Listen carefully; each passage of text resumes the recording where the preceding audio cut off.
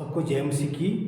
मैं परमेश्वर धन्यवाद करता हूँ आज के दिन के लिए, फिर से परमेश्वर ने मौका दिया है। आज हम लोग यूहन्ना 6 अध्याय 1 से 14 तक के ऊपर विचार करेंगे, जहाँ पे प्रभु यीशु मसीह 5,000 लोगों को खाना खिलाते हैं। और एक ऐसी पाठशाला है जहाँ पे फिलिपुस और अंद्रियास की पाठशाला कहा जाता है।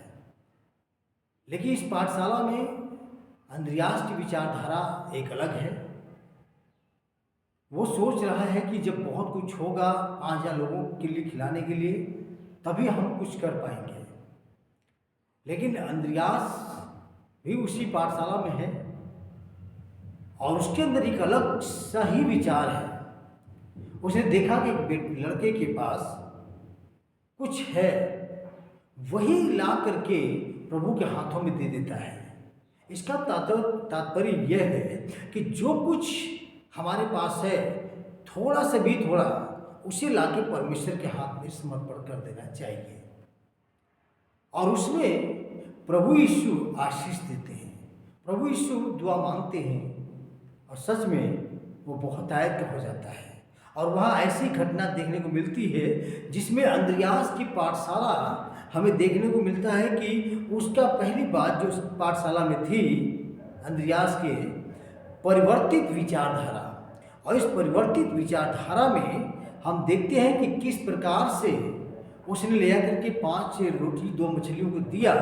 और वहाँ पे प्रभु यीशु मसीह ने देखा, ठीक है, मेरे पास लेके आया, क्योंकि वो जानता था पहले से कि प्रभु यीशु ने आश्चर्य कर्म किया और उसे ला करके दे दिया प्रभु यीशु को। और इसके बाद उसने दुआ मांगकर 5,000 लोगों से ज़्यादा को खिलाया। तो यह परिवर्तित विचारधारा है। अगर परिवर्तित विचारधारा में आप पतरस की तरह पानी में चलना चाहते हैं तो परमेश्वर के पास आना पड़ेगा। और यही बातें मत्ती 14 अध्याय 22 से 32 में कहता है कि जब देखा प्रभु यीशु मसीह को पतरस कि पानी पे चल के आ रहे हैं, तो उसने भी कहा कि प्रभु मुझे भी आने के लिए आज्ञा दे। और प्रभु ने कहा आ, क्योंकि प्रभु ने कहा कि आ। इसको कहते हैं प्रभु की ओर से विश्वास का मिलना, प्रभु की ओर से रेमा का दिया जाना। तो उसने मनुष्य तत्व को, विचारों को पतरस ने परिवर्तित किया, अपनी विचारधारा को छोड़ करके प्रभु यीशु की विचारधारा को लिया और अपने आप को परिवर्तित करके पानी पे चलने लगा। इसे कहते हैं परिवर्तित विचारधारा।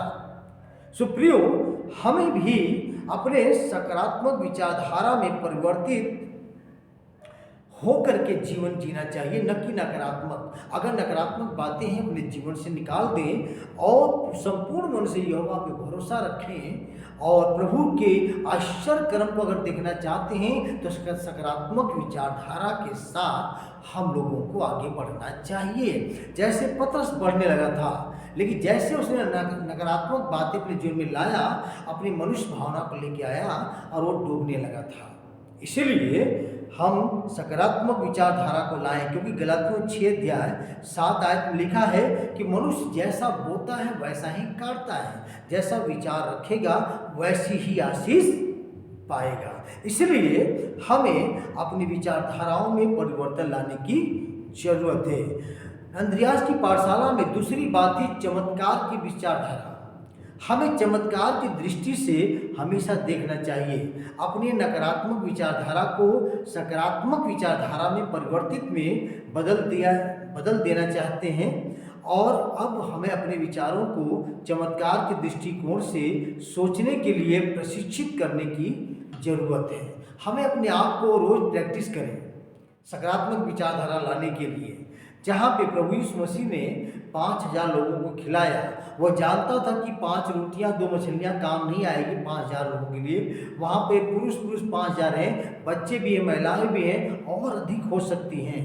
लेकिन अपने विचारधारा को हमें परिवर्तित करने की जरूरत है, जिसमें चमत्कार होना जरूरी है, चमत्कार की दृष्टि से देखने की जरूरत है। अगर आप इस बातों को देखना चाहते हैं, परिवर्तित विचारधारा और चमत्कार की विचारधारा, तो विश्वास की अद्भुत रेखा एक किताब है, पृष्ठ संख्या 102 पे देखेंगे।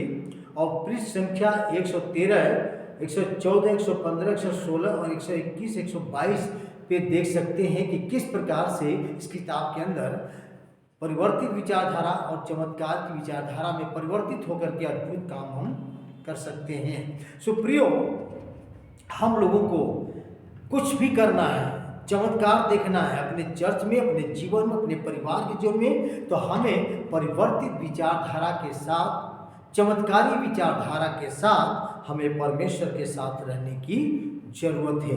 बाइबल जितना पढ़ेंगे उतना ही परमेश्वर हमें नए विचार देगा और हमारा विश्वास बढ़ेगा, हमारा भरोसा उसके पर बढ़ता जाएगा, परमेश्वर बढ़ाएगा।